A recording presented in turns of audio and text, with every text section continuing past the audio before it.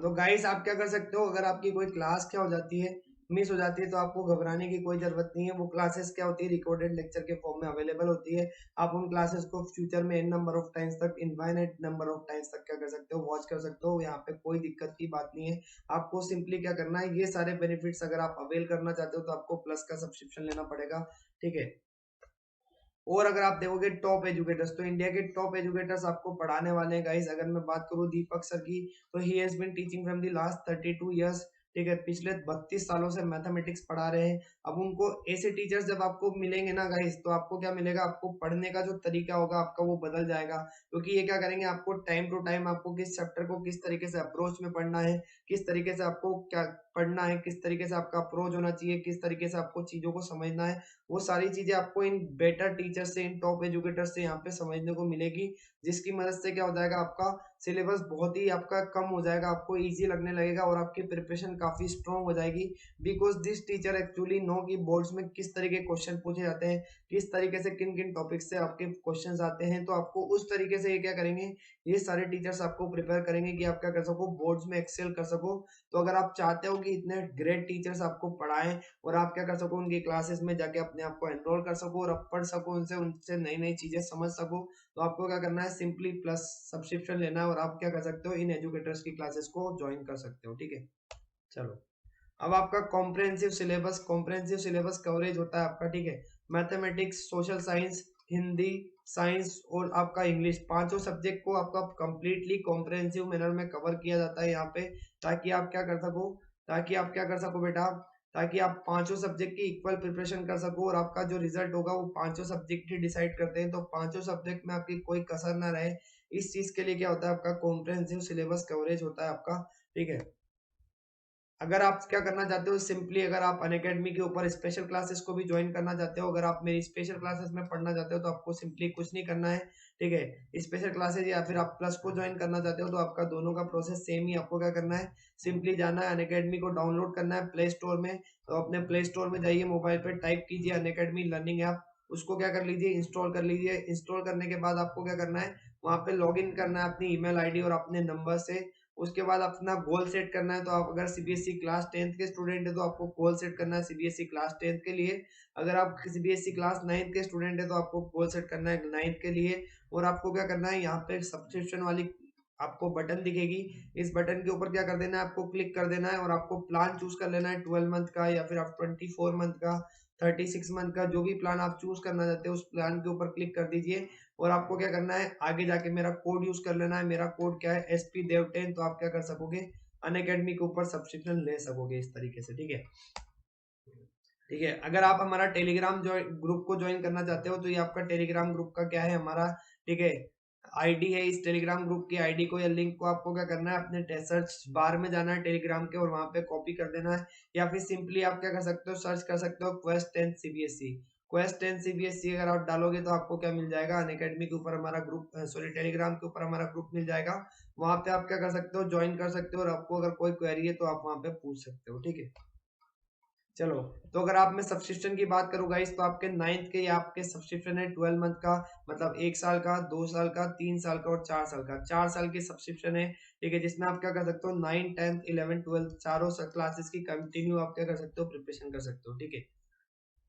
तो आप कोई भी यहाँ पे सब्सक्रिप्शन ले सकते हो, आप फ्री हो किसी भी सब्सक्रिप्शन को लेने के लिए। आपका क्या मिल जाएगा, आपको 10% का डिस्काउंट मिल जाएगा। अगर आप मेरा कोड यूज करते हो तो आपको 10% का डिस्काउंट मिल जाएगा। तो गाइस आप जितना लंबा क्या करोगे, जितना बड़ा, ठीक है, जितना लंबा ड्यूरेशन के लिए आप कोर्स यूज करोगे, आप क्या करोगे, मतलब प्लान चूज करोगे, उतना ही आपके लिए बेनिफिशियल होगा, ठीक है। तो आपको क्या करना है, सिंपली या तो आप 12 मंथ का ले लीजिए, 24 मंथ का या 36 मंथ का ले लीजिए। आपको सिंपली क्या करना है, मेरा कोड यूज करना है। कोड यूज करने से आपको 10% का डिस्काउंट मिल जाएगा। और आपके लिए क्या है, अगर आपको कोई फाइनेंशियल प्रॉब्लम है, अगर आप एक साथ इतना अमाउंट नहीं पे कर सकते तो कोई दिक्कत की बात नहीं है।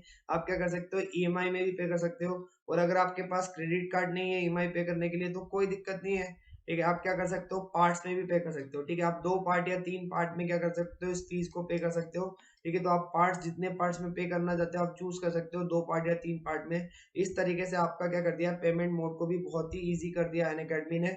तो guys go get this subscription, please अपना टाइम वेस्ट मत करिए। आज के आज ही क्या करिए, सब्सक्रिप्शन लीजिए ताकि आपकी प्रिपरेशन जो है 10th के लिए वो बिना रुकावट के चलती रहे और आप क्या कर सको, बोर्ड्स की एग्जाम में एक्सेल कर सको। ठीक है, ठीक है। तो अगर आपको कोई डाउट है आज के सेशन के रिगार्डिंग तो आप यूट्यूब के कमेंट सेक्शन में मुझसे पूछ सकते हो। अगर आपको ठीक है आज का सेशन अच्छा लगा हो, ठीक है, पूरा मैंने डिटेल में समझाया, तो प्लीज इसको शेयर कर दीजिएगा अपने दोस्तों के साथ, इस वीडियो को लाइक कर दीजिएगा और चैनल को सब्सक्राइब कर लीजिएगा। ठीक है, अगर अभी तक आपने चैनल को सब्सक्राइब नहीं किया है तो सब्सक्राइब कर लीजिए ताकि आपको मेरी क्लासेस और मेरे अलावा जो आपके 18 एजुकेटर्स हैं उनकी क्या मिले, क्लासेस के नोटिफिकेशन मिलते रहे। और ये आपका बेल आइकन के ऊपर क्लिक कर लीजिए ताकि आपको क्लासेस के नोटिफिकेशन मिलते रहेंगे। और ये मेरा कोड है, इस कोड को आपको यूज करना है जब भी आप प्लस का सब्सक्रिप्शन लेना चाहते हैं, तो भूलना मत इस कोड को, इस कोड को आपको यूज करना है। ठीक है, चलो guys, have a nice day, thank you so much for being with me. ठीक है, for that much duration of the time.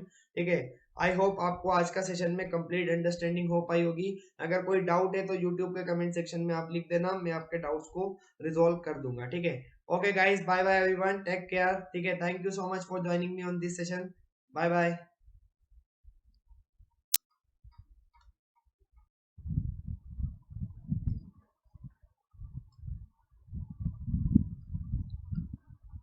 चलो गाइस, तो ऑलरेडी हम क्या कर चुके हैं, लाइफ प्रोसेसेस का पार्ट 1 हम कंप्लीट कर चुके हैं।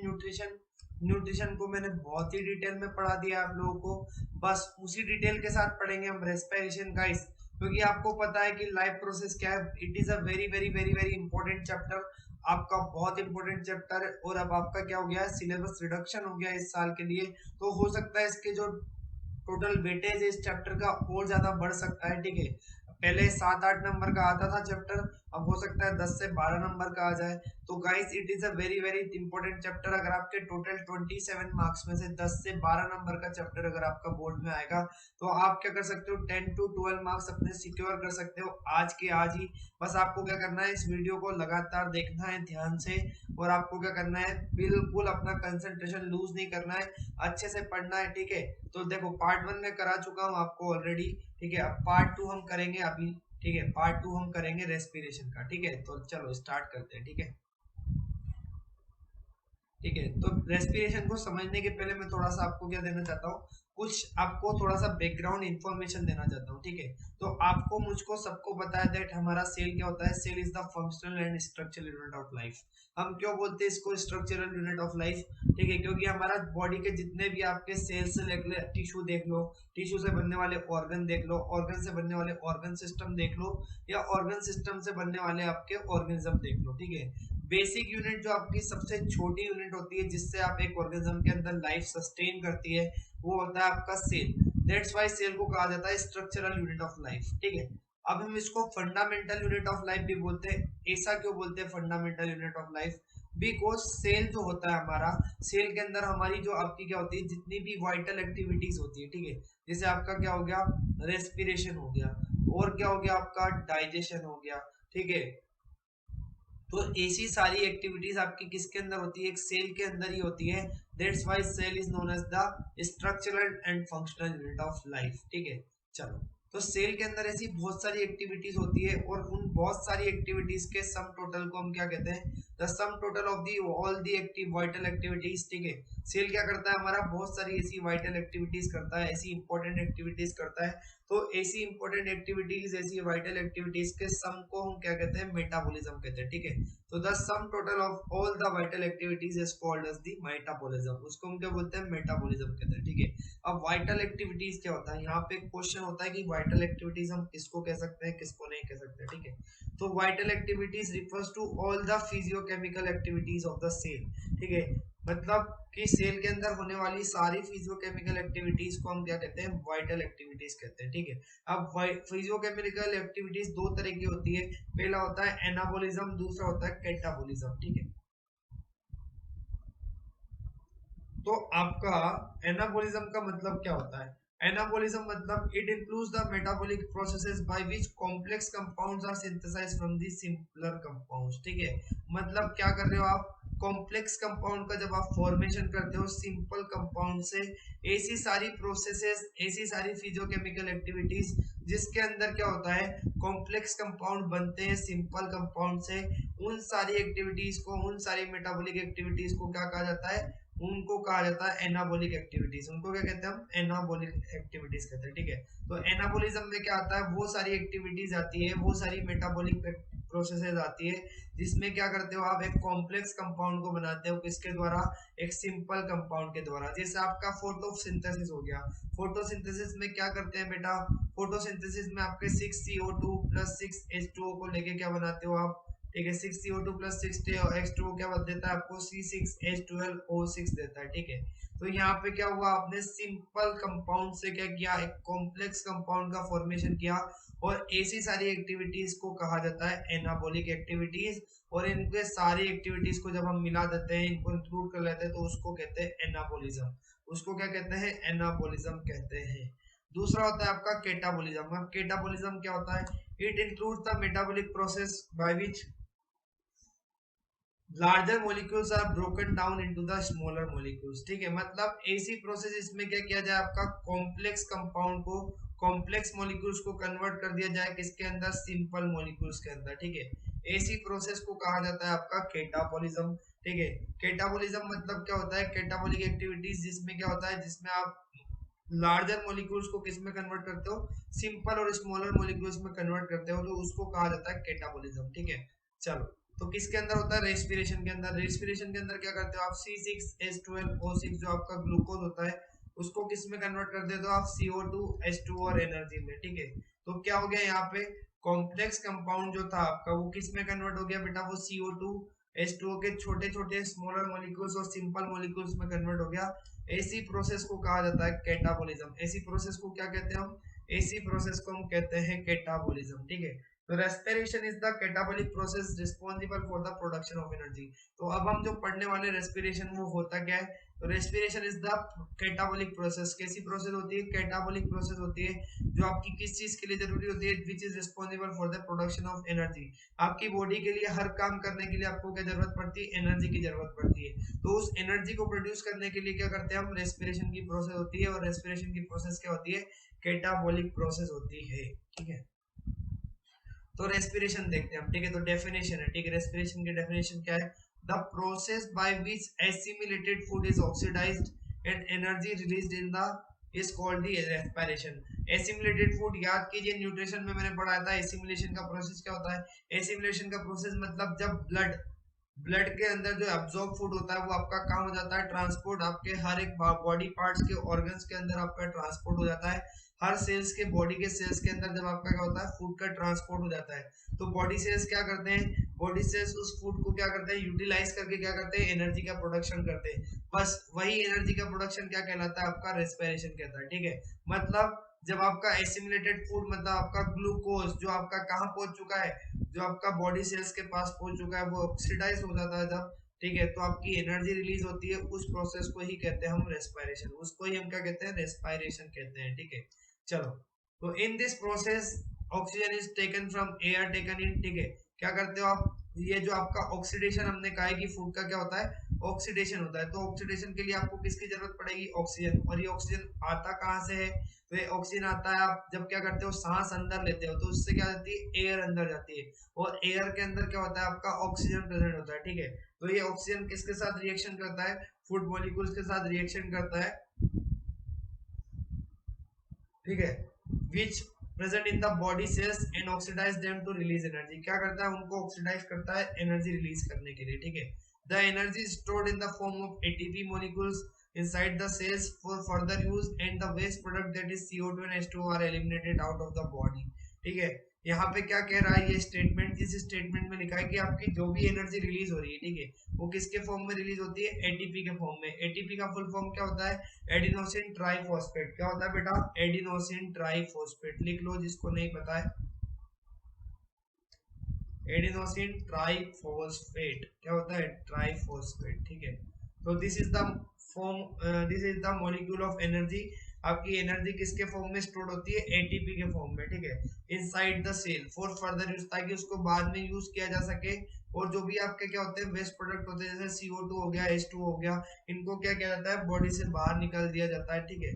चलो, तो जब फूड के ऊपर क्या करता है? फूड के ऊपर आपकी ऑक्सीजन रिएक्ट करती है, फूड के साथ ऑक्सीजन की रिएक्शन होती है, फूड का ऑक्सीडेशन होता है, तो आपका क्या होता है? CO2 निकलती है, H2 निकलती है। और आपके एटीपी के मॉलिक्यूल्स निकलते हैं, इसको कहा जाता है आपका एरोबिक रेस्पिरेशन। इसको हम क्या बोलते हैं? एरोबिक रेस्पिरेशन बोलते हैं, ठीक है। The process by which organism obtains oxygen from the environment and release carbon dioxide produced during the oxidation of food to the environment is called the breathing, ठीक है।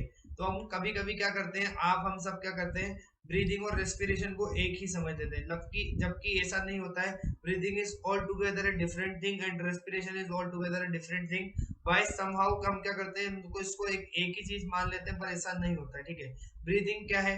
Breathing is the process by which organism obtain oxygen from the environment. जब क्या करता है oxygen, क्या करता है कोई ऑर्गेनिज्म, क्या कर रहा है ऑक्सीजन को ऑब्टेन कर रहा है, ऑक्सीजन को बॉडी के अंदर ले रहा है और क्या कर रहा है कार्बन डाइऑक्साइड को इन्वायरमेंट के अंदर छोड़ रहा है, तो उसको सिंपली आप क्या कहते हो? ब्रीदिंग कहते हो। उसको हम क्या कहते हैं? ब्रीदिंग। मतलब एयर को इनहेल करना और CO2 को एक्सहेल करना, ये कहलाता है आपका क्या? ब्रीदिंग, ठीक है। लेकिन रेस्पिरेशन क्या होता है? रेस्पिरेशन आपका ऑल टुगेदर अलग प्रोसेस होता है। रेस्पिरेशन में हम क्या करते हैं, it is a biochemical process where, ठीक है, जहाँ पे क्या होता है आपका, जहाँ पे आपका फूड का क्या होता है, जहाँ पे फूड इज ऑक्सीडाइज, ठीक है। यहाँ पे लिख लो, ये आपका क्या हो गया, थोड़ा सा मिस हो गया है। ब्रीदिंग ये आपका क्या होता है? ब्रीदिंग होता है, ठीक है। और ये होता है आपका रेस्पिरेशन, ठीक है। तो ब्रीदिंग क्या है? Breathing is a physical phenomena. कैसा होता है? Physical phenomena where exchange of oxygen and carbon dioxide takes place. मतलब अगर आपकी O2 अंदर जा रही है तो क्या होती है? CO2 बाहर निकल जाती है, ठीक है। लेकिन यहाँ पे क्या होता है बेटा, यहाँ पे आपका क्या होता है, ये आपका बायोकेमिकल क्या है? बायोकेमिकल प्रोसेस है, जिसके अंदर क्या होता है, ग्लूकोज का ऑक्सीडेशन होता है और आपका क्या निकलता है? ग्लूकोज का ऑक्सीडेशन होने से क्या होती है? CO2 वाटर और एनर्जी प्रोड्यूस्ड होती है, ठीक है। यहाँ पे कोई भी एनर्जी आपके रिलीज नहीं होती, there is no energy released. यहाँ पे एनर्जी आपके रिलीज होती है, मतलब ब्रीदिंग में आपका क्या होता है? ब्रीदिंग में किसी भी तरह की एनर्जी आपके रिलीज नहीं होती है। लेकिन अगर आप क्या करोगे, लेकिन अगर आप रेस्पिरेशन में देखोगे तो यहाँ पे एनर्जी रिलीज होती है, ठीक है। तो ये होता है आपका ब्रीदिंग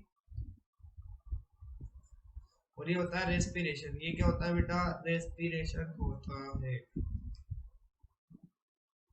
ठीक है। ये क्या होता है? एक्स्ट्रा सेलुलर होता है, मतलब सेल के बाहर होने वाली एक्टिविटी है। ये क्या है? इंट्रा सेलुलर, मतलब रेस्पिरेशन की जो प्रोसेस होती है वो कहाँ होती है? सेल के अंदर होती है, माइटोकॉन्ड्रिया के अंदर, ठीक है। No enzymes are involve. यहाँ पे किसी भी तरह के एंजाइम्स का इन्वॉल्वमेंट नहीं होता है। ब्रीदिंग सिंपली क्या करते हो आप? ब्रीद इन ब्रीद आउट करते हो, ठीक है। रेस्पिरेशन में क्या करते हो? A series of respiratory enzymes are involve to bring out the oxidation. क्या करते हैं हम? एक बहुत बड़ी सीरीज होती है रेस्पिरेटरी एंजाइम्स की, जिसको हम क्या करते हैं, जिसके अंदर हमको यूज करते हैं ताकि हम क्या कर सके? फूड का ऑक्सीडेशन कर सके, ठीक है। चलो, ठीक है। अब टाइप्स ऑफ रेस्पिरेशन, दो तरह के टाइप्स होते हैं आपके रेस्पिरेशन के। पहला होता है आपका एरोबिक रेस्पिरेशन। एरोबिक रेस्पिरेशन क्या होता है बेटा?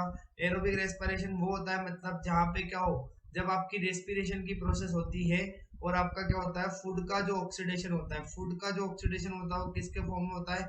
ऑक्सीजन की प्रेजेंस में होता है, ठीक है। क्या होता है? ऑक्सीजन की प्रेजेंस में जब फूड का ऑक्सीडेशन होता है तो उसको कहते हैं एरोबिक रेस्पिरेशन। ये आपका फूड था, फूड आपका क्या हो गया? फूड आपका ग्लाइकोलाइसिस की एक प्रोसेस से जो आपकी क्या होती है? साइटोप्लाज्म में होती है, ठीक है। तो फूड क्या होता है आपका? फूड अगर आप यहाँ पे लिख सकते हो, बेसिकली क्या होता है? ग्लूकोज। बेसिकली क्या होता है? ग्लूकोज। ग्लूकोज क्या होता है? 6 कार्बन का कंपाउंड होता है, जो आपका किस में कन्वर्ट हो जाता है? 3 कार्बन के कंपाउंड में कन्वर्ट हो जाता है, पायरुविक एसिड के अंदर, ठीक है। इस प्रोसेस को कहते हैं, जब आपका ग्लूकोज कन्वर्ट होता है किसके अंदर? पायरुविक एसिड के अंदर, तो उस प्रोसेस को कहा जाता है ग्लाइकोलाइसिस। और ग्लाइकोलाइसिस कहाँ होता है बेटा? ग्लाइकोलाइसिस होता है आपका साइटोप्लाज्म के अंदर, ठीक है। अब पायरुविक एसिड जो होता है आपका in presence of O2, oxygen की प्रेजेंस में क्या करता है आपका?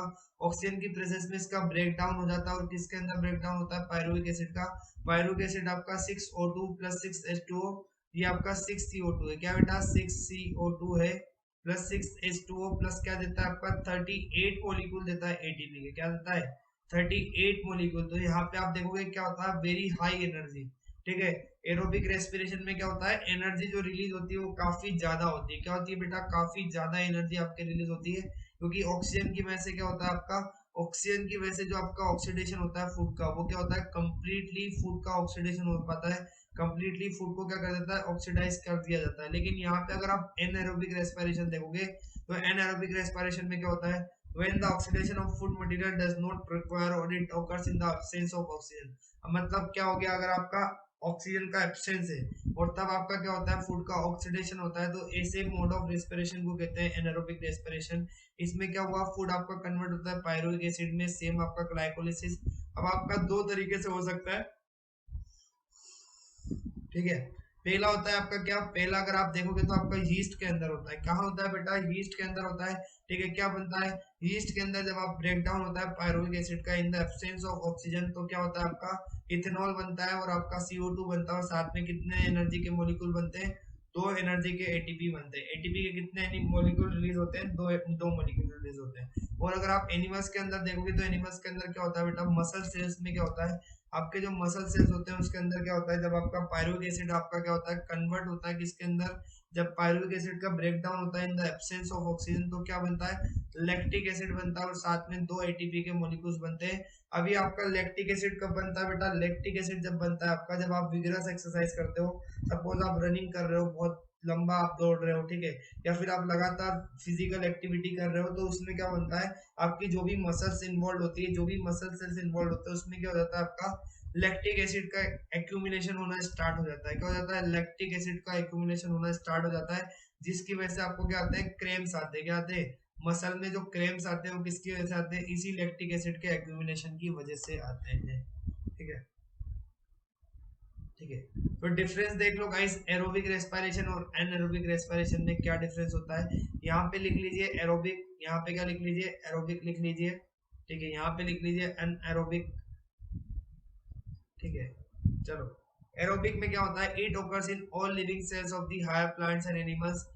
आपका एरोबिक रेस्पिरेशन का होता है, सारे लिविंग सेल्स होते हैं जो आपके हायर प्लांट और एनिमल्स के उसके अंदर पाया जाता है। आपका एनारोबिक कहाँ पाया जाता है, it occurs in the bacteria, fungi, germinating seeds and fleshy fruits and the muscle cells, ठीक है।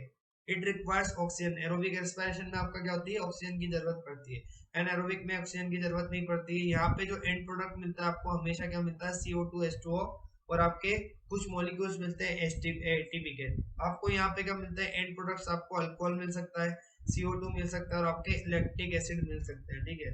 यहाँ पे जब आप क्या करते हो, एक ग्लूकोज के मॉलिक्यूल को क्या करते हो, ऑक्सीडाइज करते हो, तो आपको 38 मॉलिक्यूल्स मिलते हैं एटीपी के। कितने मिलते हैं, 38 मॉलिक्यूल्स ऑफ एटीपी मिलते हैं। मतलब आपका एनर्जी का जो प्रोडक्शन होता है वो काफी ज्यादा होता है। यहाँ पे अगर आप देखोगे तो आपको कितने मिलते हैं, सिर्फ और सिर्फ 2 मॉलिक्यूल मिलते हैं, ठीक है। जब आप क्या करते हो, एक मॉलिक्यूल ऑफ ग्लूकोज को क्या करते हो, ठीक है, ऑक्सीडाइज करते हो, तो आपको यहाँ पे सिर्फ 2 एटीपी के मॉलिक्यूल्स मिलते हैं, ठीक है। Organic compounds are completely oxidised and high amount of energy is released, ठीक है। यहाँ पे क्या होता है बेटा आपका, ठीक है, अगर आप देखोगे तो क्या होता है कि जो भी ऑर्गेनिक कंपाउंड होते हैं, आपका ग्लूकोज हो गया, वो कंप्लीटली ऑक्सीडाइज किया जाता है उसको, और काफी ज्यादा एनर्जी आपके रिलीज होती है। यहाँ पे आप देखोगे तो आपके इनकम्प्लीटली या पार्शली क्या होते हैं, आपके आपके ऑक्सीडाइज होते हैं, जिसकी वजह से आपकी बहुत कम एनर्जी रिलीज होती है। Non toxic to the higher animals, कैसे होते हैं, नॉन टॉक्सिक होते हैं हायर एनिमल्स के लिए, लेकिन ये क्या होते हैं, हायर एनिमल्स के लिए टॉक्सिक होता है। टॉक्सिक कौन होता है, आपका एनएरोबिक। तो ये आपका एनएरोबिक रेस्पिरेशन के लिए था, और ये आपके एरोबिक रेस्पिरेशन के लिए था। याद कर लीजिएगा गाइस, 3 नंबर में आपका पूछा जा सकता है। बेसिक आपका डिफरेंस वाले क्वेश्चन आते रहते हैं 3 नंबर में। तो आपको बेसिकली 6 पॉइंट दिए, आपको 6 के 6 नहीं लिखना है, आपको 3-4 पॉइंट याद कर लेना अच्छे जो आपको लगे, और क्या करना है, उनको एग्जाम में लिख देना है, ठीक है। चलो, तो ब्रेकडाउन का कैसे होता है, ग्लूकोज का ब्रेकडाउन कैसे होता है बेटा, ठीक है। तो ग्लूकोज का ब्रेकडाउन जो है आपका, वो किसी भी तरीके से हो सकता है, ठीक है। किसी भी तरीके से कैसे हो सकता है, यहाँ पे देखिए आपका ग्लूकोज क्या है, आपका 6 कार्बन का मॉलिक्यूल है, जिसमें 6 कार्बन प्रेजेंट है आपके। अब साइटोप्लाज्म के अंदर क्या होता है, जब ग्लाइकोलाइसिस का प्रोसेस होता है, तो क्या हो जाता है, 3 कार्बन के कंपाउंड में कन्वर्ट हो जाता है। किस में कन्वर्ट हो जाता है, 3 कार्बन के कंपाउंड में कन्वर्ट हो गया। 6 कार्बन से आपका 3 कार्बन के कंपाउंड में कन्वर्ट हो गया। अब यहाँ पे देखो, 3 तरीके से आपका रेस्पिरेशन हो सकता है। एब्सेंस ऑफ ऑक्सीजन में जब आपका एनारोबिक रेस्पिरेशन होगा यीस्ट के अंदर, तो यीस्ट के अंदर क्या होगा आपका, यीस्ट के अंदर पायरुवेट कन्वर्ट हो जाएगा आपका इथेनॉल के अंदर, जो क्या है आपका 2 कार्बन का कंपाउंड है, और आपका एक CO2 का मॉलिक्यूल रिलीज कर देगा, और साथ में आपके 2 एटीपी के एनर्जी के मॉलिक्यूल रिलीज होंगे, ठीक है। अगर आपका पायरुवेट किसके अंदर हो रहा है, पायरुवेट अगर आपका ह्यूमन मसल सेल्स के अंदर होगा, तो ये आपका क्या होता है, लैक्टिक एसिड के फॉर्म में कन्वर्ट हो जाता है। लैक्टिक एसिड भी क्या है, 3 कार्बन का कंपाउंड है, और साथ में आपके 2 एटीपी के मॉलिक्यूल्स क्या होते हैं, रिलीज होते हैं, ठीक है। चलो, और अगर आपका ऑक्सीजन की प्रेजेंस में क्या हो रहा है, ऑक्सीजन की प्रेजेंस में इसका ब्रेक डाउन हो रहा है। तो ये क्या होता है, माइटोकॉन्ड्रिया के अंदर होता है। जब क्या बनता है, आपका CO2 निकलता है और आपका H2O निकलता है और आपके एनर्जी के कितने मिलते हैं, 38 मॉलिक्यूल ऑफ ATP आपके रिलीज होते हैं। तो इस तरीके से आपका ग्लूकोज का ब्रेक डाउन होता है। अलग अलग ऑर्गेनिज्म के अलग अंदर अलग अलग आपको एंड प्रोडक्ट देख सकते हो। किसी के अंदर इथेनॉल और CO2 पाया जाता है, किसी के अंदर लैक्टिक एसिड पाया जाता है, और आपका क्या है, अगर एरोबिक रेस्पिरेशन होता है तो आपका CO2 और H2O देखने को मिलता है। ठीक है, तो लैक्टिक एसिड का फॉर्मूला लिख लीजिए आप लोग। यहाँ पे क्या होता है, ये देख लीजिए, इस तरीके से लैक्टिक एसिड का स्ट्रक्चर होता है और इस तरीके से आपका पायरुविक एसिड का स्ट्रक्चर होता है। ठीक है, चलो, तो हम पढ़ने वाले रेस्पिरेशन इन प्लांट, फिर हम पढ़ेंगे रेस्पिरेशन इन एनिमल्स, और फिर हम पढ़ेंगे रेस्पिरेशन इन ह्यूमंस। ठीक है, तो सबसे पहले स्टार्ट करते हैं प्लांट्स के साथ। ये प्लांट्स में किस तरीके से रेस्पिरेशन होता है। ठीक है, तो प्लांट को आपको पता है गाइस कि प्लांट क्या करते हैं, दिन के टाइम पे आपने देखा होगा कि दिन के टाइम प्लांट में क्या होता है, फोटोसिंथेसिस का प्रोसेस होता है। क्या होता है, फोटोसिंथेसिस का प्रोसेस होता है।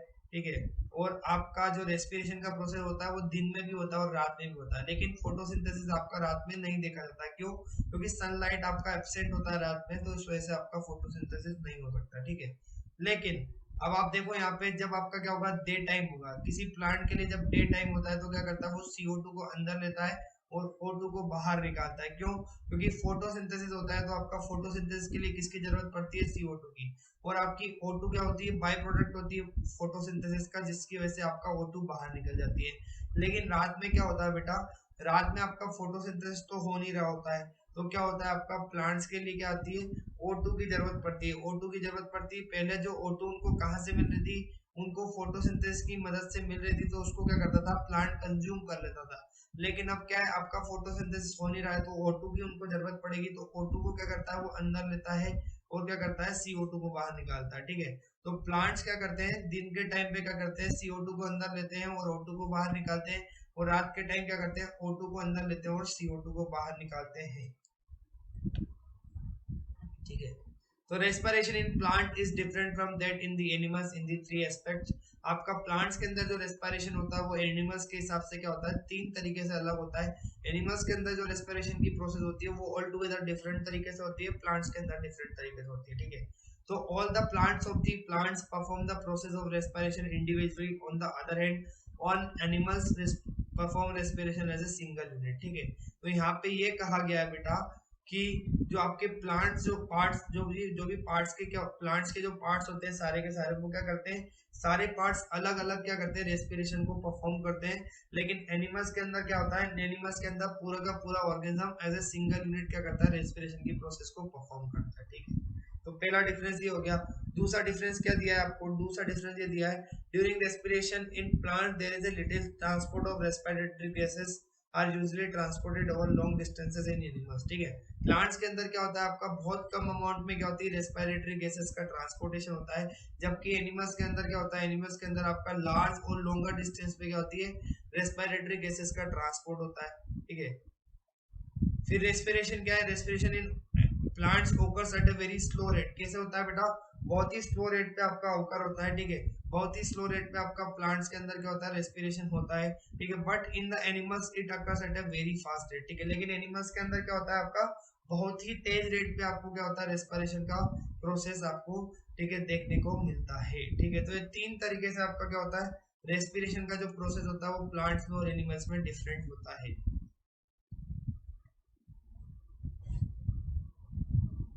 ठीक है, in the plants the process of respiration in the leaves takes place during daytime as well as in the night. During daytime when photosynthesis takes place oxygen O2 is produced। देखो, आपको मैंने अभी बताया था थोड़ी देर पहले कि आपका जब दिन का समय होता है तो क्या होता है, फोटोसिंथेसिस वहां पे चल रहा होता है प्लांट के अंदर, जिसकी वजह से क्या होता है, ऑक्सीजन का प्रोडक्शन होता है। The leaves use some of this O2। ये जो आपकी O2 प्रोड्यूस हो रही है, लीव्स क्या कर लेती है, उसको थोड़ा बहुत यूज कर लेती है रेस्पिरेशन की प्रोसेस के लिए, और जो आपकी बची कुची O2 होती है उसको क्या कर देता है, बाहर एयर में डिफ्यूज कर दिया जाता है। ठीक है, तो आपका नेट मूवमेंट जो हुआ बेटा ड्यूरिंग डे टाइम, वो क्या होता है, ड्यूरिंग डे टाइम आपका क्या होता है, CO2 इन, मतलब CO2 अंदर जाता है प्लांट में और O2 आपका बाहर निकलता है। ठीक है, लेकिन रात में क्या होता है, रात में जब आपका फोटोसिंथेसिस का क्या हो जाता है, आपका फोटोसिंथेसिस नहीं होता है, तो आपका क्या होता है, जो नेट मूवमेंट होती है, नेट एक्सचेंज मूवमेंट होती है, वो क्या होता है, O2 आपकी अंदर जाती है और आपकी CO2 बाहर निकलती है। ठीक है, तो इस तरीके से आपका क्या होता है, गैसियस एक्सचेंज होता है। दिन के टाइम आपका क्या होता है, CO2 अंदर जाती है, O2 बाहर निकलती है, और रात के टाइम क्या होता है, आपका O2 अंदर जाती है और CO2 बाहर निकलती है। ठीक है, चलो, तो प्लांट्स के अंदर आपका तीन तरीके से रेस्पिरेशन होता है। तीन ऐसे ऑर्गन्स होते हैं जो आपके अलग अलग रेस्पिरेशन करते हैं। पहला होता है आपका रेस्पिरेशन इन रूट्स। रूट्स के द्वारा क्या होता है, आपका रेस्पिरेशन होता है। तो रूट्स क्या होती है आपकी, roots is the organ of the plant. ठीक है, air is present between the particles of the soil. आपको पता है जो रूट्स जो होती है वो किसके कांटेक्ट में होती है, डायरेक्ट सोइल के कांटेक्ट में होती है। और सोइल के मॉलिक्यूल्स के अंदर क्या होता है, सोइल के मॉलिक्यूल्स के अंदर आपकी जब प्रेजेंट होती है रूट्स, तो सोइल के मॉलिक्यूल्स के अंदर क्या पाई जाती है, एयर पाई जाती है। वहां पे क्या पाया जाता है, थोड़ी बहुत एयर प्रेजेंट होती है पार्टिकल्स, जो सोइल के पार्टिकल्स होते हैं उनके बीच में। ठीक है, तो the roots of a plant takes oxygen from the air present in the between the cells soil particles by the process of diffusion। ठीक है, तो आपकी जो क्या करते हैं, जो भी रूट्स होती है प्लांट की, वो क्या करती है, ऑक्सीजन को क्या करती है, ऑक्सीजन को क्या करती है, ठीक है, सोइल के पार्टिकल्स के बीच में जो आपकी ऑक्सीजन प्रेजेंट होती है उसको क्या कर लेती है, अंदर ले लेती है through the process of diffusion. The extension of the epidermal of the cell of a root hair are in contact with the air in the soil. Oxygen diffuses into the root hairs and reaches to all other parts of the body. ठीक है, of the root. ठीक है, तो ये आपके क्या होते हैं, रूट हेयर्स यहाँ पे पाए जाते हैं। इन रूट हेयर्स में क्या होते हैं, आपके रूट हेयर्स के क्या करते हैं, ठीक है, the extension of the epidermal of a cell of a root hairs are in contact with the air. ये क्या करते हैं, आपके यहाँ पे एयर आप देख सकते हो इस तरीके से, आसपास जो एयर होती है उनके कांटेक्ट में होते हैं। ये क्या करते हैं, वो एयर को क्या कर लेते हैं, एब्जॉर्ब कर लेते हैं, एयर को क्या कर लेते हैं, डिफ्यूज कर लेते हैं। जो भी ऑक्सीजन प्रेजेंट होती है, ठीक है, वो कहाँ चली जाती है, रूट हेयर के अंदर चली जाती है। और इसी रूट हेयर की मदद से क्या होता है आपका, वो आपके अलग अलग पार्ट जो होते हैं रूट्स के उसमें पहुंच जाती है। ठीक है, तो आपका देखोगे अगर यहाँ पे, तो यहाँ से आपकी ऑक्सीजन आ जाती है, यहाँ से ऑक्सीजन आ जाएगी, यहाँ से ऑक्सीजन आ जाएगी, यहाँ से ऑक्सीजन आ जाएगी, यहाँ से ऑक्सीजन आ जाएगी। इस तरीके से आपका क्या होता है, रेस्पिरेशन होता है, जिसमें क्या करते हैं, रूट हेयर्स क्या करते हैं, O2 को क्या करते हैं, इन लेते हैं, O2 को अपने अंदर लेते हैं और क्या करेंगे, बाद में CO2 को बाहर निकाल देंगे। ठीक है, इस तरीके से आपका रूट्स में क्या होता है, रेस्पिरेशन का प्रोसेस होता है। ठीक है, रूट हेयर्स की मदद से क्या करता है, रूट्स क्या करती है आपकी, रूट हेयर्स की मदद से, रूट्स आपकी रूट हेयर्स की मदद से क्या करती है, रेस्पिरेशन की प्रोसेस को कंटिन्यू करती है। It's important to note here, आपका बहुत बहुत इंपॉर्टेंट है यहाँ पे नोट करना, that the late plants die but their root remains water locked for a considerable time between because too much water expels all the air in between the soil and the particles. Due to this, oxygen is not available to the other roots for aerobic respiration.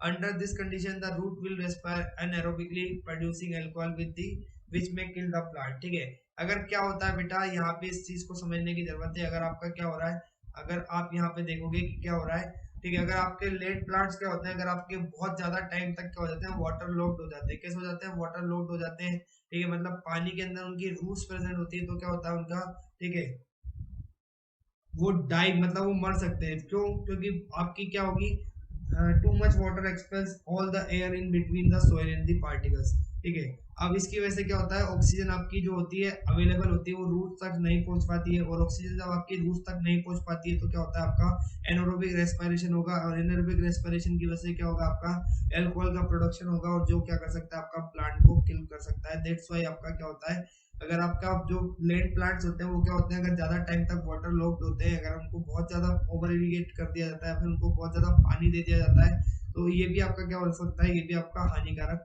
हो सकता है। दूसरा होता है आपका respiration in stem. Stem के अंदर जो रेस्पिरेशन होता है, हर्बेशियस प्लांट मतलब जो हर्ब वाले प्लांट होते हैं जिसकी स्टेम्स कैसी होती है, थोड़ी फ्लेक्सिबल होती है। ठीक है, उनके अंदर क्या पाया जाता है बेटा, ठीक है, हर्बेशियस प्लांट्स किसके थ्रू करते हैं, आपके उनकी स्टेम्स के अंदर क्या पाए जाते हैं, उनकी स्टेम्स के अंदर स्टोमेटा प्रेजेंट होते हैं। ठीक है, उनकी स्टेम्स के अंदर क्या होते हैं, स्टोमेटा प्रेजेंट होते हैं। लेकिन आपकी जो थोड़ी क्या होती है, वुडी स्टेम होती है। वुडी मतलब जो जिनकी स्टेम क्या होती है, थोड़ी हार्ड होती है, उनके अंदर क्या पाए जाते हैं, उनके अंदर इस तरीके से लेंटिसेल्स पाए जाते हैं। क्या पाए जाते हैं, इस तरीके से लेंटिसेल्स पाए जाते हैं। इन्हीं लेंटिसेल्स की मदद से क्या करती है, ये स्टेम्स क्या करती है, रेस्पिरेशन करती है। इन्हीं की मदद से क्या होता है आपका, ठीक है, इन्हीं की वजह से क्या होता है, आपका O2 अंदर आती है और CO2 बाहर जाती है। ठीक है, तो इस तरीके से रेस्पिरेशन जो होता है स्टेम में, किसकी मदद से होता है, लेंटिसेल्स। किसकी मदद से होता है, लेंटिसेल्स की मदद से होता है। और रेस्पिरेशन लीव्स के अंदर किसकी मदद से होता है, आपका स्टोमेटा के थ्रू। किसकी मदद से होता है, स्टोमेटा के थ्रू।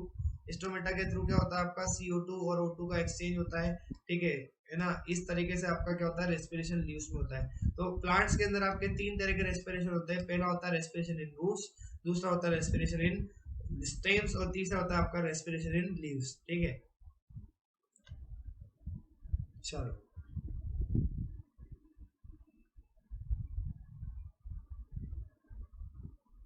आपका इनहेलेशन भी होगा, इसी से आपका क्या होगा एक्सहेलेशन भी होगा। इनहेलेशन मतलब इसी से क्या होगा आपका O2 अंदर जाएगी और इसी से क्या होगी आपकी CO2 बाहर आएगी। ठीक है, तो किस तरीके से होगा यहाँ पे देख लीजिए, आपको मैं दिखा देता हूँ। अमीबा क्या होता है, एक सिंगल सेल एनिमल होता है। It depends on simple diffusion of the gases for the breathing. क्या होता है आपका सिंपली आपका किसके ऊपर डिपेंडेंट होता है, सिंपल डिफ्यूजन के ऊपर डिपेंडेंट होता है। अब डिफ्यूजन क्या होता है, डिफ्यूजन आपकी कंसंट्रेशन वाली है। ठीक है, अगर क्या हो गया यहाँ पे सेल के अंदर, यहाँ पे अमीबा के अंदर क्या है, अमीबा के अंदर अगर आप O2 का कंसंट्रेशन क्या होगा, O2 का कंसंट्रेशन ज्यादा होगा। O2 का कंसंट्रेशन क्या होगा, CO2 का कंसंट्रेशन अगर आप ज्यादा होगा तो क्या करेगा, ये अंदर से बाहर की तरफ जाएगा, और O2 का कंसंट्रेशन कम होगा तो वो बाहर से अंदर की तरफ आएगा। इस तरीके से सिंपल डिफ्यूजन का मूवमेंट होता है। ठीक है, क्या करता है आपका हायर कंसंट्रेशन से लोअर कंसंट्रेशन की तरफ मूवमेंट होती है। तो यहाँ पे O2 का कंसंट्रेशन ज्यादा है, यहाँ पे कम है, क्या करेगा अंदर जाएगा। यहाँ पे CO2 का कंसंट्रेशन ज्यादा है और आपका यहाँ पे कम है, बाहर आएगा। इस तरीके से आपका क्या होता है सिंपली रेस्पिरेशन होता है। रेस्पिरेशन अमीबा में किसकी प्रोसेस के थ्रू होता है, सिंपल डिफ्यूजन के थ्रू। किसके थ्रू होता है बेटा, सिंपल डिफ्यूजन की प्रोसेस के थ्रू होता है, जो क्या करती है आपका कंसंट्रेशन ग्रेडियंट के ऊपर काम करती है। मूवमेंट कैसे होगी गैसेस की, high concentration to low concentration. कैसे होगी, हाई कंसंट्रेशन से लो कंसंट्रेशन की तरफ होगी। ठीक है, जहां पे आपका O2 ज्यादा होगा तो क्या करेगा, O2 क्या करेगा हाई कंसंट्रेशन वाले एरिया से लो कंसंट्रेशन वाले एरिया में आएगा, और CO2 क्या करेगा हाई कंसंट्रेशन से लो कंसंट्रेशन वाले एरिया में आएगा। इस तरीके से आपका अमीबा का के अंदर क्या होता है, अमीबा के अंदर रेस्पिरेशन देखने को मिलता है। ठीक है, चलो यहाँ पे लिखा है diffusion is insufficient to meet the oxygen requirement of the large multicellular organism like humans, because the volume of the human body is so big and diffusion is a very slow process. It will take lot of time to make oxygen available to all the body cells. ठीक है, यहाँ पे लिखा है आपका कि जो आपके हायर एनिमल्स होते हैं जैसे ह्यूमंस हो गए, उनके अंदर सिंपल डिफ्यूजन की प्रोसेस के थ्रू, उनके अंदर सिंपल डिफ्यूजन की प्रोसेस के थ्रू क्यों नहीं होता है आपका पूरा का पूरा। ठीक है, मतलब रेस्पिरेशन की जो प्रोसेस होती है वो सिंपल डिफ्यूजन की प्रोसेस के थ्रू क्यों नहीं होती है।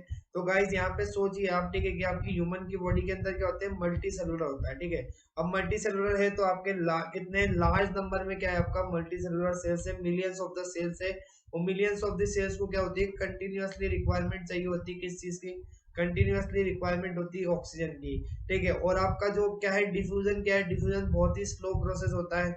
अब स्लो प्रोसेस होगा तो हर सेल को टाइम टू टाइम आपका ऑक्सीजन नहीं मिल पाएगा, और टाइम टू टाइम ऑक्सीजन नहीं मिल पाएगा, दैट्स वाई आपका जो आपके हायर एनिमल्स होते हैं या फिर मल्टी सेलुलर ऑर्गेनिज्म होते हैं उनके अंदर आपका डिफ्यूजन की प्रोसेस नहीं होती है। ठीक है, रेस्पिरेशन में आपका वहां पे डिफ्यूजन की प्रोसेस नहीं होती है। ठीक है, in large animal there is a blood circulatory system, यहाँ पे स्पेलिंग मिस्टेक हो गया है, देख लीजिए, ब्लड सर्कुलेटरी सिस्टम होता है to carry oxygen to the all the parts of the body quickly. The blood contains respiratory pigment hemoglobin which takes up the O2 from the air and carry it to the all the other parts. ठीक है, तो इसी वजह से जो animals होते हैं उनके अंदर क्या होता है, ब्लड सर्कुलेटरी सिस्टम होता है, जिसके अंदर क्या करता है ब्लड आपका कंटिन्यूअसली मूवमेंट करता है, और मूवमेंट करता है तो हर पार्ट के जो आपके बॉडी के हर ऑर्गन तक, हर पार्ट तक क्या करता है ऑक्सीजन को कैरी करने का काम करता है। अब ऑक्सीजन को कैरी कौन करते हैं, इस ब्लड के अंदर एक पिगमेंट पाया जाता है जिसका नाम है हीमोग्लोबिन, जिसका नाम क्या है हीमोग्लोबिन। वो क्या करता है इस ऑक्सीजन को लेके जाता है और हर एक पार्ट तक क्या करता है, हर एक पार्ट तक ट्रांसपोर्ट करने का काम करता है ऑक्सीजन को।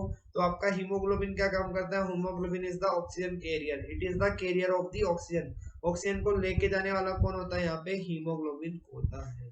ठीक है, all the respiratory organs whether gills, trachea और the lungs have three common features. ठीक है, आपके एनिमल्स के अंदर क्या होते हैं, तीन तरह के अलग अलग ऑर्गन्स पाए जाते हैं रेस्पिरेशन के लिए। ठीक है, तीनों में क्या होते हैं कॉमन फीचर्स होते हैं, वो कॉमन फीचर्स मैं आपको बता देता हूँ कौन कौन से होते हैं। All the respiratory organs have a large surface area to get enough oxygen. सब में क्या होता है आपका बहुत ज्यादा सरफेस एरिया होता है ताकि क्या मिल सके उनको इनफ ऑक्सीजन मिल सके। All the respiratory organs have the thin walls for the easy diffusion and exchange of the respiratory organs। ठीक है, क्या होती है उनकी जो वॉल्स होती है, यहाँ पे जो भी ऑर्गन्स होते हैं उनकी जो वॉल्स होती है वो किसकी बनी होती है, एक बहुत ही पतली वॉल होती है। ठीक है, एक सिंगल सेल की बनी हुई वॉल रहती है जिसकी मदद से क्या होता है आपका, जिसकी मदद से जो भी गैसेस आपकी आ रही है वो क्या कर सके, आपकी इजीली उस वॉल को क्रॉस करके क्या कर सके, मूवमेंट कर सके और एक्सचेंज जो है आपका O2 CO2 का वो आसानी से हो सके।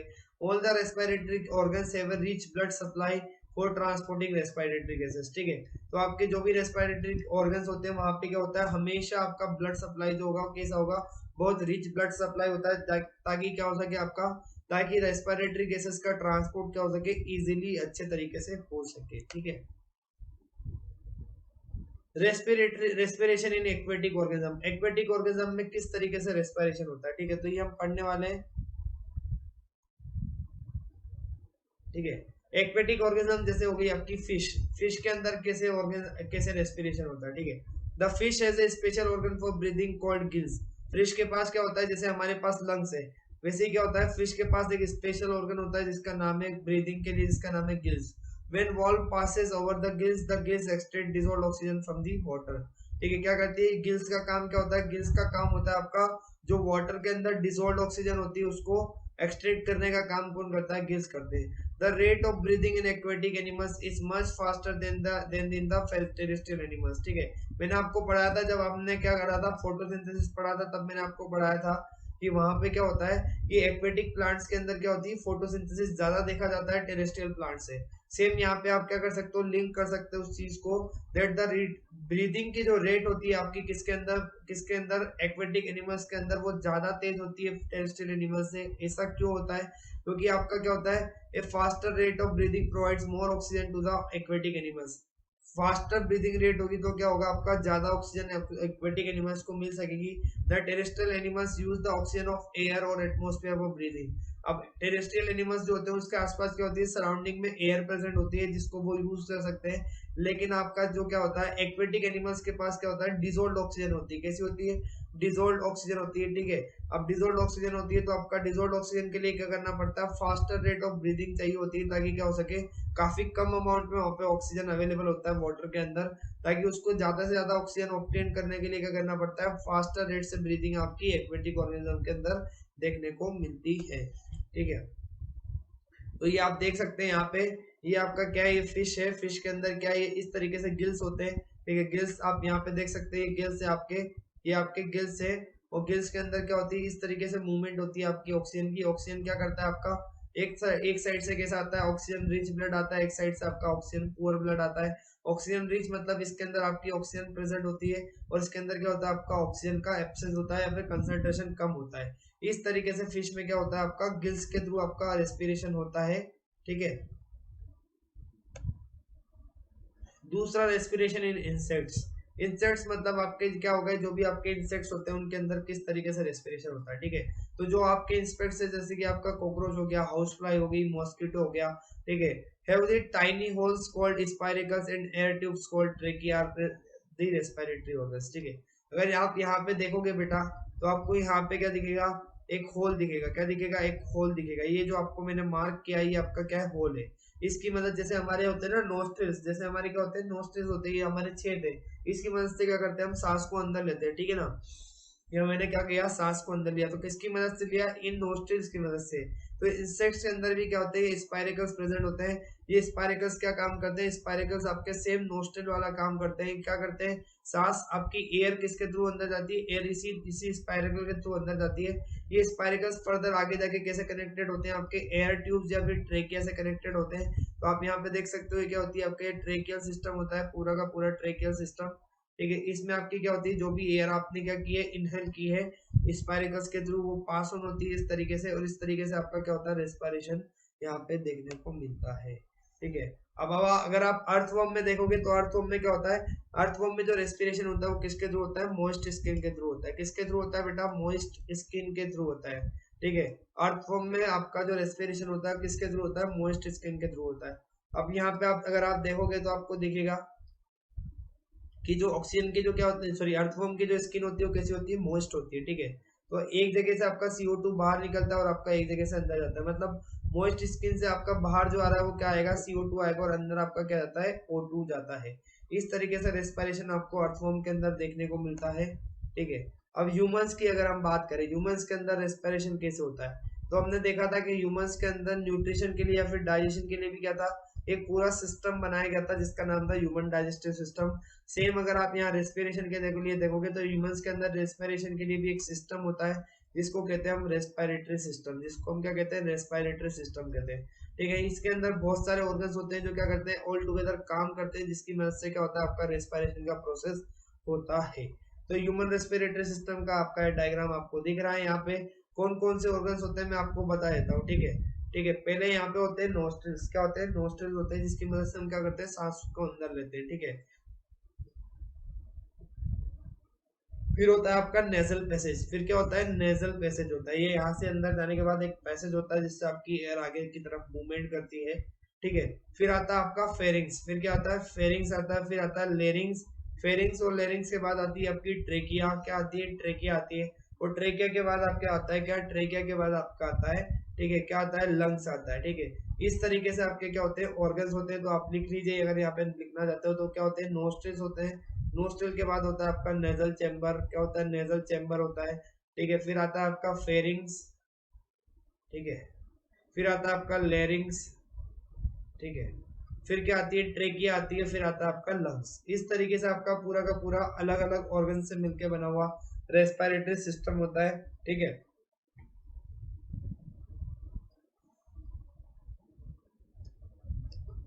Respiration in human beings, human respiratory system.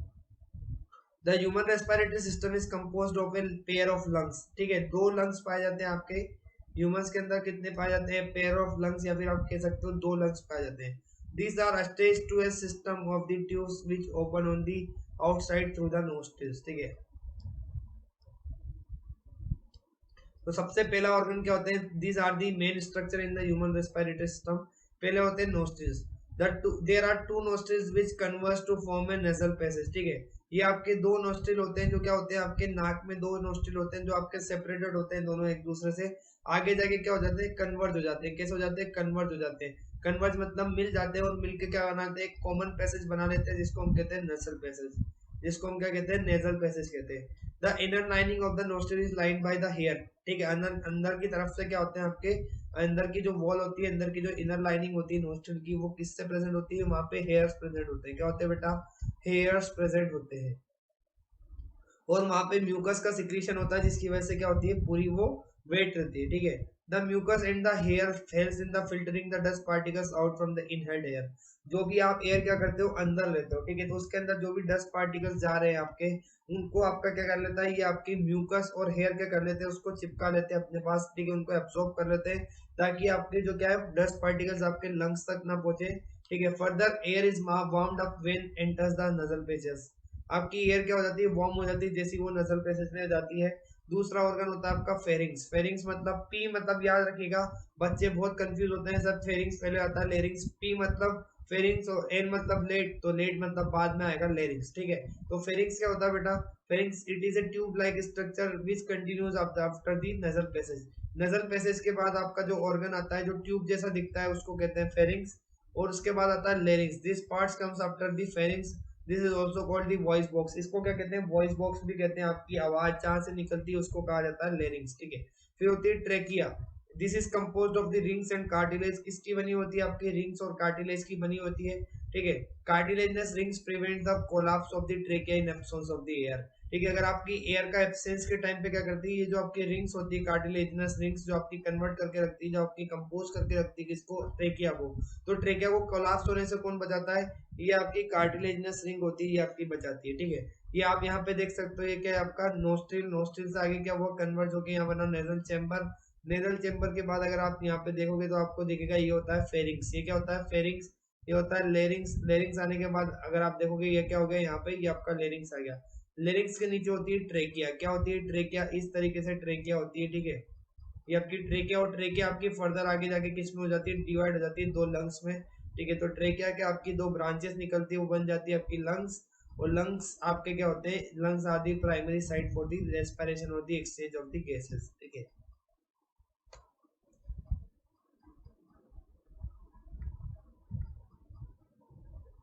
अब यहाँ पे अगर आप देखोगे बेटा, यहाँ पे अगर आप देख रहे हो तो ये ट्रेकिया, ट्रेकिया से क्या निकल रहा है आपकी, ट्रेकिया से दो ब्रांच निकल रही है आपकी इस तरीके से ब्रांच, ठीक है, ये ब्रांच निकलती है, ठीक है। A pair of bronchi come out from the trachea, trachea से क्या निकलते हैं, पेयर ऑफ ब्रोंकाई निकलते हैं, इसको क्या बोलते हैं, इनको ब्रोंकाई बोलते हैं, इनको क्या बोलते हैं बेटा, ब्रोंकाई बोलते हैं। ये जो ब्रांच निकली है आपकी इनको क्या बोलते हैं, ब्रोंकाई बोलते हैं, ठीक है। तो इसको क्या बोला जाता है, सबसे पहले राइट मेन ब्रोंकस, इसको क्या बोलते हैं, जो आपकी जो पहली ब्रांच निकली है इसको बोलते हैं राइट मेन ब्रोंकस, ठीक है। ये क्या हो गया आपका राइट मेन ब्रोंकस हो गया, ये हो गया आपका लेफ्ट मेन ब्रोंकस। अब यहाँ से क्या होती है, फर्दर और ब्रांचेस निकलती है, ये आपकी एक ब्रांच निकली, ये आप आगे जाओगे ये दूसरी ब्रांच निकली, और ये आपकी क्या निकली, यहाँ पे तीसरी ब्रांच निकली, ठीक है। तो ये आपकी क्या निकलती है, इनको कहा जाता है सेकेंडरी ब्रोंकस, इनको क्या कहा जाता है, सेकेंडरी ब्रोंकस कहा जाता है, इनको क्या कहते हैं बेटा, सेकेंडरी ब्रोंकस कहते हैं, ठीक है। तो ये आपका क्या निकला, प्राइमरी ब्रोंकस निकला। अब ये यहाँ पे सेकेंडरी ब्रोंकस निकलते हैं, ठीक है। और फिर क्या निकलता है आपका, एक और फर्दर अगर आप नीचे की तरफ जाओगे तो एक और ब्रांच निकलती है जिसको कहा जाता है टर्शरी ब्रोंकस, जिसको हम क्या बोलते हैं, टर्शरी ब्रोंकस कहते हैं, ठीक है। तो आप देखो यहाँ पे सबसे पहली क्या निकली आपकी, अगर आप देखोगे तो ये पहली ब्रांच निकली, इसको क्या कहा, इसका कहा प्राइमरी ब्रोंकस। फिर आपकी सेकेंडरी ब्रांच निकली यहाँ पे, उसको क्या कह दिया, सेकेंडरी ब्रोंकस। फिर अगर आपकी टर्शरी ब्रांच निकली तो इसको क्या कह दिया, टर्शरी ब्रोंकस कह दिया। और इस टर्शरी ब्रोंकस के अंदर भी अगर आप देखोगे तो इस तरीके से फाइबर्स लगे रहते हैं बहुत सारे, ठीक है। ये आपको यहाँ पे दिख रहे हैं, इनको क्या कहा जाता है, इनको ब्रोंक्यूल्स कहा जाता है, इनको क्या कहा जाता है, ब्रोंक्यूल्स कहा जाता है, ठीक है। चलो, इन ब्रोंक्यूल्स के आगे अगर आप जाके देखोगे तो इन ब्रोंक्यूल्स के आगे क्या होता है बेटा, ये ब्रोंक्यूल्स के अंदर क्या होते हैं आपके, इस तरीके से अल्वियोलाई के गुच्छे लगे रहते हैं, क्या लगे रहते हैं, इस तरीके से एल्वियोलाई के गुच्छे लगे रहते हैं, जिसमें क्या होते हैं आपके एयर, ठीक है, बलून जैसी एल्वियोलाई लगी रहती है यहाँ पे, ठीक है। तो अगर आप देखोगे तो ये एल्वियोलाई क्या होती है, टर्मिनल एंड पे, ब्रोंक्यूल्स के टर्मिनल एंड पे क्या पाए जाते हैं, कुछ एयर सेक्स प्रेजेंट होते हैं, ठीक है। There are air sacs at the end of the bronchioles. The alveolus is composed of a very thin membrane and is the place where the blood capillaries open, ठीक है। जो आपकी lungs में आने वाली ब्लड कैपिलरीज कहाँ पे open होती है, यहीं पे ओपन होती है। This is alveolus where the oxygen mixes with the blood and the carbon dioxide exits from the blood, ठीक है। ब्लड में आपका क्या हो रहा है, जो भी आपकी CO2 आती है, ठीक है, वो कहाँ पे आती है आपकी, वो यहीं पे आपकी निकल जाती है बाहर, और O2 जो आपकी क्या किया आपने इनहेल किया वो ब्लड के साथ मिक्स हो जाती है। इस तरीके से एक्सचेंज ऑफ गैसेस होता है आपका in alveoli takes place due to the pressure differential, ठीक है। तो अगर यहाँ पे अगर आप देखोगे बेटा, अगर आप यहाँ पे देखोगे तो ये क्या आपका एक कैपिलरी का नेटवर्क होता है, इस तरीके से ब्लड कैपिलरीज का नेटवर्क होता है, और यहाँ पे क्या करती है, सराउंड करके रखती है एल्वियोलाई को, ठीक है। तो एल्वियोलाई में क्या किया आपने, जो भी एयर इनहेल की है, जो भी एयर इनहेल की है वो कहाँ प्रेजेंट होगी, एल्वियोलाई के अंदर होगी।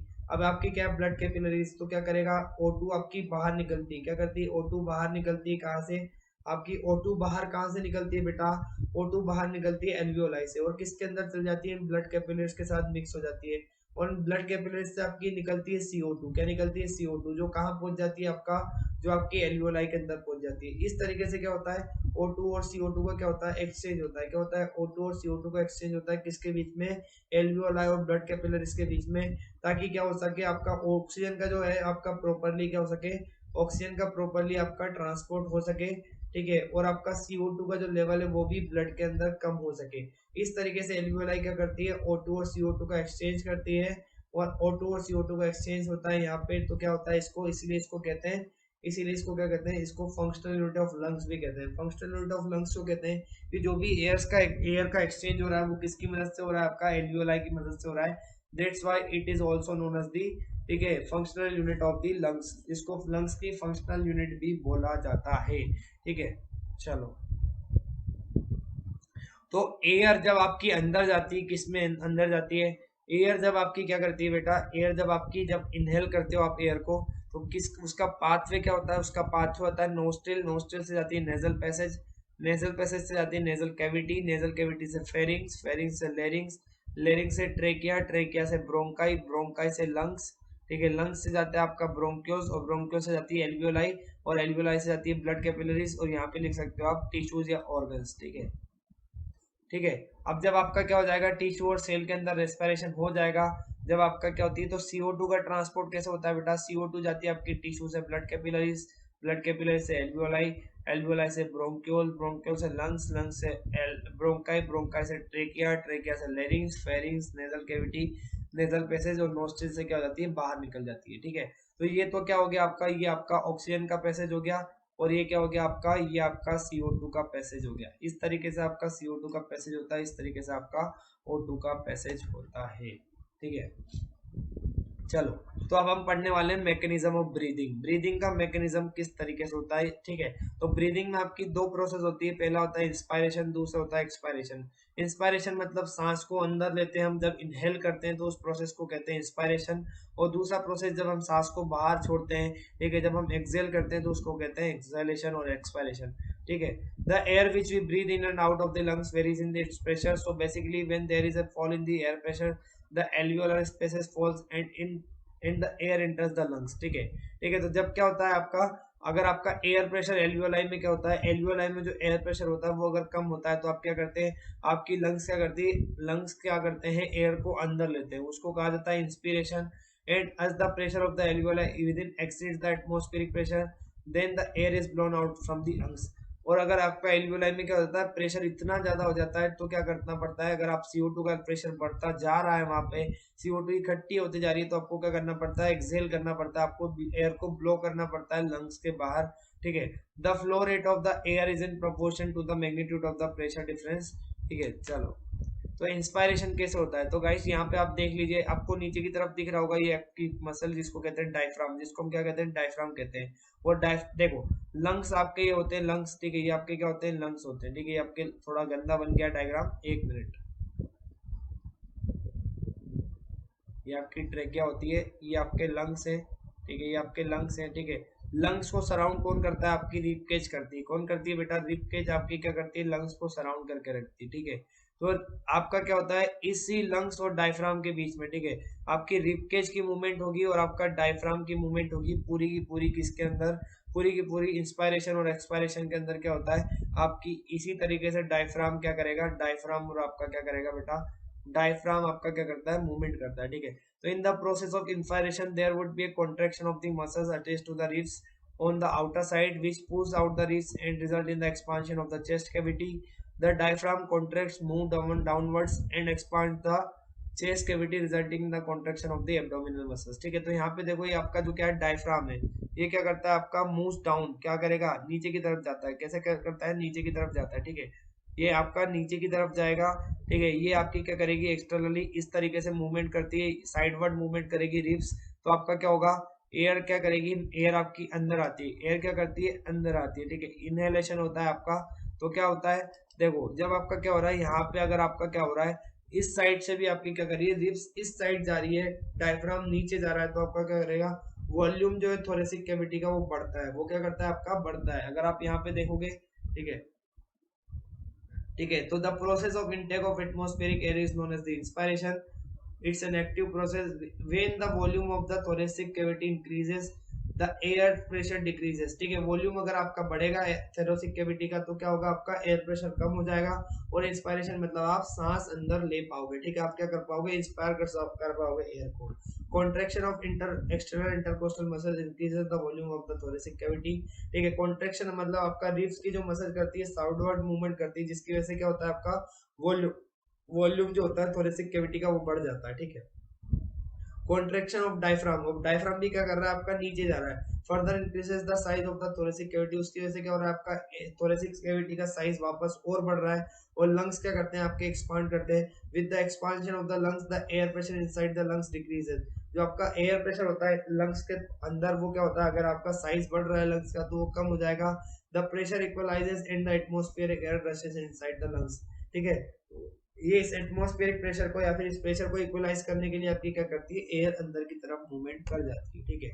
तो अगर आप यहाँ पे देखोगे तो यहाँ पे क्या हो रहा है, डायफ्राम आपका नीचे की तरफ मूवमेंट कर रहा है इस तरीके से, ठीक है। आपके रिबकेज क्या कर रहा है, इस तरीके से साइडवर्ड मूवमेंट कर रहा है इस तरीके से, तो क्या हो गया, आपका वॉल्यूम जो है वो आपका बढ़ गया, वॉल्यूम बढ़ जाएगा तो आपका लंग्स क्या करेंगे, एक्सपांड करेंगे, और लंग्स को एक्सपांड करेंगे तो उसको उसको करने के लिए क्या होगा आपका, उसको आपका क्या होगा, यहाँ पे एयर क्या करेगी, उस प्रेशर को इक्वलाइज करने के लिए क्या करेगी, एयर मूवमेंट करती है, ठीक है। तो वॉल्यूम बढ़ गई आपकी थोरेसिक कैविटी की, और आपका क्या हो गया, लंग्स एक्सपैंड हो गए, तो क्या हो गया आपका, एयर क्या करेगी, इनहेल करेगी, क्या करेगी, एयर आपकी इंटर कर जाएगी लंग्स के अंदर, ठीक है। अगर आपका ये डायफ्राम नीचे जा रहा था, ये क्या हो जाए आपका वापस से उसी पोजीशन पे आ जाए, ये डायफ्राम आपका उसी पोजीशन पे आ गया, ठीक है। आपकी जो रिबकेज थी वो भी क्या आ गई, आपकी उसी पोजीशन पे, नॉर्मल पोजीशन पे आ गई। तो क्या करेंगे आपके लंग्स, क्या करेंगे आपके लंग्स आपके कॉन्ट्रैक्ट करेंगे, क्या करेंगे कॉन्ट्रैक्ट करेंगे। कॉन्ट्रैक्ट करने की वजह से क्या होगा, आपकी एयर बाहर निकलेगी, क्या करेगी, एयर आपकी बाहर निकलेगी। इस तरीके से एक्सपायरेशन होता है, ठीक है।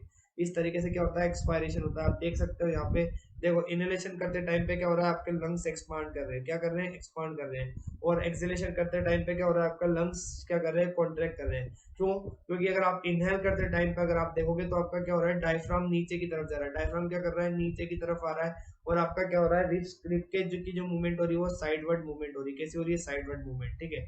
लेकिन अगर आप इनहेलेशन करते टाइम, सॉरी एक्सहेलेशन करते टाइम पे देखोगे तो क्या हो रहा है, एक्सहेलेशन करते टाइम पे आपका क्या कर रहे हैं, ये वापस अपनी नॉर्मल पोजीशन पे आ रहा है। और अगर आपका डायफ्राम भी देखोगे तो क्या आ रहा है, आपका नॉर्मल पोजीशन पे आ रहा है। तो आपकी जो थोरेसिक कैविटी की वॉल्यूम है वो कम होगी, और कम होने की वजह से क्या होगा आपका, ठीक है, आप एक्सहेल करोगे और यहाँ पे क्या करोगे, आप इनहेल करोगे और यहाँ पे आप एक्सहेल करोगे, ठीक है। इस तरीके से आपका मैकेनिज्म होता है ब्रीदिंग का, ठीक है। चलो, तो आई होप आपको समझ में आया होगा एक्सपायरेशन और इंस्पायरेशन। तो mechanism of expiration, the process of exhaling carbon dioxide is called expiration. It is a passive process. कैसी होती है, पैसिव प्रोसेस होती है। इसको करने के लिए आपको खुद से कुछ नहीं करना पड़ता है, सिंपली आपका क्या होता है, अपने आप होती जाती है। It occurs when the size of thoracic cavity decrease होती है। थोरेसिक कैविटी की साइज कब डिक्रीज होगी बेटा, जब आपकी रिबकेज की मूवमेंट वापस नॉर्मल पे आ जाएगी, डायफ्राम अपने नॉर्मल कंडीशन पे आ जाएगा। तो आपकी थोरेसिक कैविटी की जो वॉल्यूम इंक्रीज हुई थी वो क्या हो जाएगी, आपकी वापस नॉर्मल पे आ जाएगी, डिक्रीज हो जाएगी, ठीक है। अब प्रेशर क्या होगा, आपका प्रेशर जो होगा वो बढ़ जाएगा बाहर का, ठीक है। Now the external intercostal muscles relax and the internal intercostal muscles contract. As a result, the ribs are pulled inward and the size of thoracic cavity reduced. The diaphragm is relaxed and the lungs get compressed. lungs क्या हो जाएंगे, आपके compress हो जाएंगे, ठीक है। तो आपका प्रेशर क्या बढ़ जाएगा, और प्रेशर बढ़ जाएगा तो उसको कम करने के लिए क्या किया जाएगा, एयर को बाहर की तरफ धकेला जाएगा, एयर को बाहर की तरफ निकाला जाएगा। इस तरीके से एक्सपायरेशन और आपका इंस्पायरेशन का प्रोसेस होता है, जिसको हम कहते हैं मैकेनिज्म ऑफ ब्रीदिंग, ठीक है। तो ये इस तरीके से आपका रेस्पिरेशन का जो हमने पूरा पार्ट पढ़ लिया है अभी तक, ठीक है। हमने पूरा रेस्पिरेशन हम अभी तक पढ़ चुके हैं। हमने फुल न्यूट्रिशन पढ़ लिया पार्ट वन में, हमने पार्ट टू में हमने क्या पढ़ लिया, रेस्पिरेशन पढ़ लिया। अब हम आगे पढ़ेंगे पार्ट थ्री में आप ट्रांसपोर्टेशन, और पार्ट फोर में पढ़ेंगे हम एक्सक्रीशन, ठीक है। तो आई होप आपको मजा आ रहा होगा, ठीक है। पूरा लाइफ प्रोसेस आपका कवर हो जाएगा, बस आपको क्या करना है, यहीं पे बैठे रहना है और मुझसे पढ़ते जाना है। कोई भी अगर आपको डाउट रहता है तो आप कमेंट सेक्शन में पूछ सकते हो, ठीक है।